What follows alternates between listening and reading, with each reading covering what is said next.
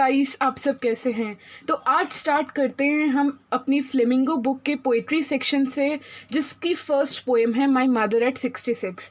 ये एक बहुत ही अमेजिंग पोएम है, बहुत ही इंटरेस्टिंग पोएम है। और सबसे बेसिकली मुद्दे की बात यह है कि काफ़ी ज़्यादा इजी पोएम है। और एक इंटरेस्टिंग बात मैं बता दूं कि इस साल 2020 के बोर्ड्स में इंग्लिश पेपर में ये क्वेश्चन इसी से एक्सट्रैक्ट आया था। यानी कि दुनिया भर की बहुत सारी पोएम्स आपकी बुक में दे रखी हैं, काफ़ी ज़्यादा डिफिकल्ट पोएम्स भी दे रखी हैं। This is one of the easiest poem और इससे ही एक्सट्रैक्ट दिया गया था। और क्वेश्चंस भी इतने ईजी पूछे गए थे कि ऐसा लग रहा था 3-4 मार्क्स फ्री के हैं। तो आप इस पोएम को इजी समझ के इग्नोर नहीं करेंगे। हम इस पार्ट यानी कि पोएम को 2 पार्ट्स में डिस्कस करेंगे। दिस इज़ पार्ट 1 और नेक्स्ट पार्ट एंडिंग के नाम से रिलीज़ होगा। तो हम सबसे पहले पार्ट 1 में देखते हैं। पहली बात, इस पोएम का एसेंस जानते हैं। ये एक बेहद प्रैक्टिकल पोएम है।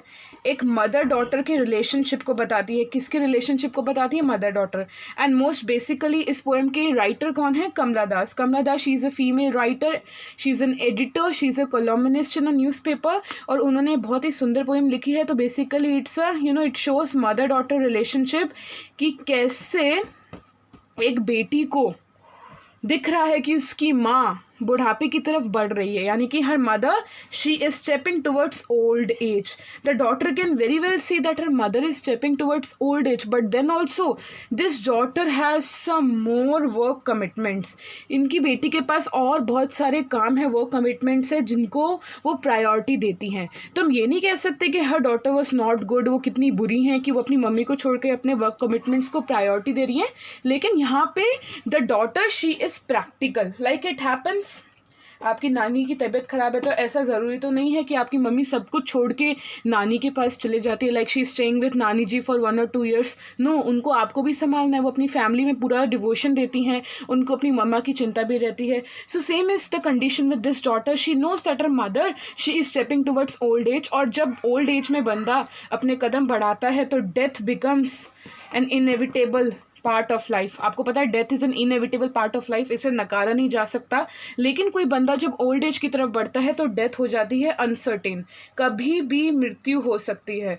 तो उसकी बेटी को पता है कि शायद वो एक्चुअली इस पोएम में बेटी अपनी माँ से मिलने आई है और वापस अपने घर जा रही है। तो उसे पता है कि शायद मैं नेक्स्ट टाइम आऊँ तो मुझे मेरी माँ ना मिले, मे बी उनकी डेथ हो चुकी होगी, क्योंकि वो ऑलरेडी काफ़ी ओल्ड दिख रही हैं, काफ़ी बीमार दिख रही हैं। लेकिन ऐसा सोच के इमोशंस में बहकर वो अपनी माँ के साथ नहीं रुकती। वो कहती हैं कि आई नो उनकी तबीयत ठीक नहीं है, मुझे इस ओल्ड एज में उनके साथ रहना चाहिए, क्योंकि कभी भी वो हम सबको छोड़कर जा सकती हैं। ये सब इमोशंस को साइड में रखते हुए, प्रैक्टिकली सोचते हुए, वो अपनी माँ बाप को छोड़कर, अपने माँ बाप के घर को छोड़कर, अपने वर्क कमिटमेंट्स को प्रायोरिटी देके, अपने जहाँ भी वो मे बी अगर वो मैरिड हैं तो अपने घर वापस जा रही हैं, अनमैरिड है तो कुछ करियर रिलेटेड काम हो सकता है। वो आपको पोएम में स्पेसिफिकली नहीं बताया गया है। बस इतनी सी बात समझने वाली है कि शी न्यू कि उसकी मम्मा की ओल्ड एज आ गई है एंड डेथ कभी भी हो सकती है। ये बात जानते हुए भी वो अपने इमोशंस को साइड में रख के प्रैक्टिकली सोचती है कि हमें काम तो करना ही पड़ेगा। तो वो अपने वर्क को, अपने बाकी जो कमिटमेंट्स और हैं, उन्हें प्रायोरिटी देती है। तो हम डिटेल में पढ़ते हैं इस पोएम का क्या एक्चुअली एसेंस है और आप इस पोएम से क्या सीखते हैं और क्या क्या इंपॉर्टेंट क्वेश्चंस हैं जो इस पोएम से आपको पूछे जा सकते हैं। वीडियो को आप एस्केप नहीं करेंगे, फॉरवर्ड नहीं करेंगे, क्योंकि यहाँ मैं आपको सेंटेंस बाय सेंटेंस मीनिंग बताने वाली हूँ। तो फर्स्ट सेंटेंस है driving from my parents home. From my parents home, यहाँ पे माई कौन है? The daughter, the author, the writer of the poem, poetess. तो वो बोलती हैं जब मैं अपनी माँ बाप के घर से कोचीन जा रही थी लास्ट फ्राइडे मॉर्निंग। एक्चुअली क्या था, वो अपनी माँ बाप के घर आई थी, अब उन्हें वापस जाना था जहाँ वो रहती हैं। मे बी वो कहीं और जॉब करती हैं, मे बी वो मैरिड हैं। तो वो अपनी वापस अपने माँ बाप के घर से कहाँ जा रही हैं? अपनी काम वाली जगह पे, अपने घर, खुद के घर जहाँ वो रहती हैं। और वहाँ पे जाने के लिए उनको सबसे पहले जाना पड़ेगा कोचिन। क्यों जाना पड़ेगा? क्योंकि कोचिन एयरपोर्ट से वो लेंगी फ़्लाइट, और फ्लाइट पकड़ के वो ट्रैवल कर रही है। वो यहाँ पे ट्रेन से ट्रैवल नहीं कर रही हैं, वो यहाँ पे फ़्लाइट से ट्रैवल कर रही है। तो वो बोलती हैं कि मैं अपने पेरेंट्स होम से कार चला के कहाँ जा रही थी? कोचिन एयरपोर्ट, ताकि मैं वहाँ से फ़्लाइट ले लूँ। अब जब वो कार में जा रही हैं तो वो बोलती हैं कि I saw my mother besides me dose. क्या बोलती हैं?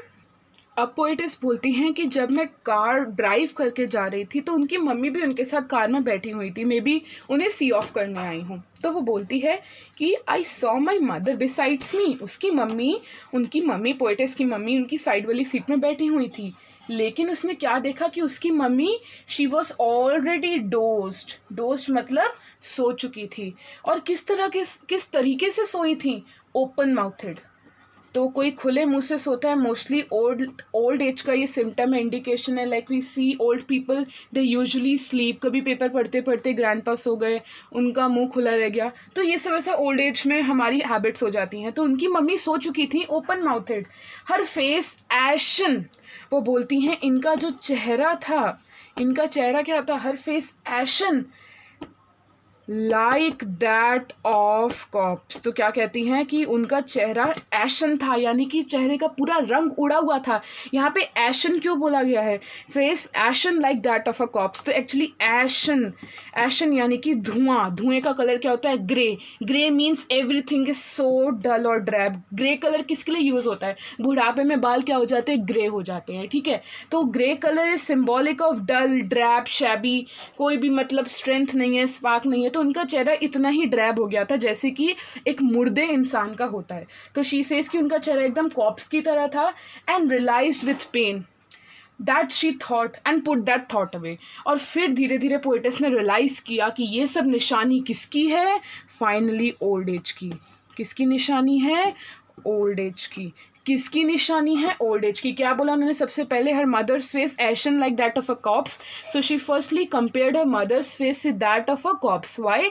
Have you seen a corpse face? एक लाश का चेहरा में कोई एक्सप्रेशन नहीं होता, कोई मूवमेंट नहीं होती, एकदम उदासी सी होती है, क्योंकि ऑलरेडी वो मर चुका है, उसमें जान नहीं है। तो काफ़ी डल होता है, ड्रैब होता है, कोई स्पार्क नहीं होता, चेहरा एकदम लूज पड़ जाता है। तो वैसे ही चेहरा उसकी मम्मी का भी था। तो इसलिए उसने अपनी मम्मी को एक लाश के चेहरे से कंपेयर किया। तो कितना पेनफुल होगा एक डॉटर के लिए अपने माँ के चेहरे को एक लाश के चेहरे से कंपेयर करना। फिर वो बोलती है and then she realise the thought. उन्होंने क्या थॉट रियलाइज किया? किसने? पोएटिस ने थॉट रियलाइज किया कि उनकी मम्मी की ओल्ड एज आ चुकी है। और जल्दी से then she put that thought away. और जल्दी से जैसे उन्हें ओल्ड एज का थॉट आया, उन्हें समझ में आया कि अब कहीं ना कहीं मेरी माँ की मृत्यु, मेरी माँ की डेथ करीब है। क्या है? मेरी माँ की डेथ करीब है। और इस चक्कर में उन्होंने फटाफट वो थॉट अवे कर दिया, अपने दिमाग से वो थॉट निकाल दिया, क्योंकि वो थॉट उनके लिए काफ़ी ज़्यादा पेनफुल हो रहा था। वो थॉट उनको काफ़ी ज़्यादा डिप्रेस कर रहा था। तो ऐसा होता है कभी कभी, हम बहुत चीज़ों से डिप्रेस होते हैं तो हम सोचते हैं कि चलो मूड को चेंज करते हैं। तो वो भी चाहती थी कि अब वापस जाने का समय है, मैं ये सब थॉट सोचती रहूँगी तो मुझे और दुख होगा। तो मैं अपना मूड चेंज करने के लिए उन्होंने क्या किया? क्यों मूड चेंज करना पड़ा? क्योंकि उन्होंने जब अपनी माँ के चेहरे को ऑब्जर्व किया, so she realised that her mother is stepping towards old age, और अब मृत्यु कहीं ना कहीं पास है। तो अपने मूड को चेंज करने के लिए उन्होंने कार के बाहर देखा, लेकिन कार के बाहर का सीन उन्हें उतनी पॉजिटिविटी नहीं दे पाया। क्यों नहीं दे पाया? क्योंकि जब वो बाहर देखती हैं तो वो कुछ ऐसी चीज़ें, कुछ ऐसी एक्टिविटीज़ ऑब्जर्व करती हैं जो young age, youth, like you can say जवानी को सिंबलाइज करती है। और कार के अंदर का पूरा atmosphere was totally depicting only and only old age.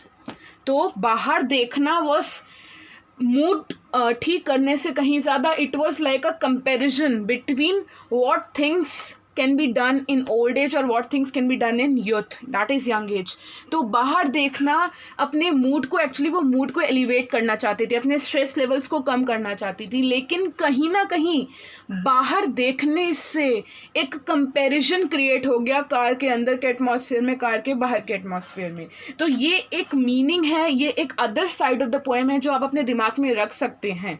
Because हम जैसे जैसे पोएम पढ़ेंगे तो उसमें स्ट्रेट कट नहीं लिखा है कि उनके मूड चेंज हो गया या उनके स्ट्रेस लेवल्स कम हो गए, लेकिन कहीं ना कहीं हम पढ़ेंगे, हम डीपर मीनिंग में जाने की कोशिश करेंगे तो ये पता चलता है कि मूड उनका तो जो ठीक हुआ, पर पोएम में जिस तरीके की लाइंस यूज़ की गई हैं, ऐसा लगता है कि कहीं ना कहीं वो इस कंपैरिजन से और दुखी हो गई। क्यों दुखी हो गई? कंपैरिजन क्या था कि कार के अंदर